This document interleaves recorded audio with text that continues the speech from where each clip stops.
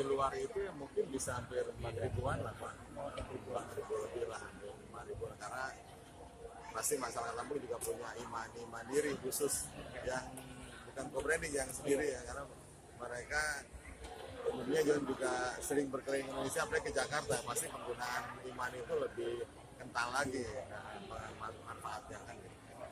Ke depan gimana Pak? Apakah nanti ada program lain gitu? Kita punya ada merchant yang punya edisi Oh ya, mandiri untuk ada. kartu mandiri kita terus nggak berhenti buat program kepada pemegang kartu mandiri, baik kartu debit, kartu kredit di seluruh merchant-merchant khususnya di Lampung ini.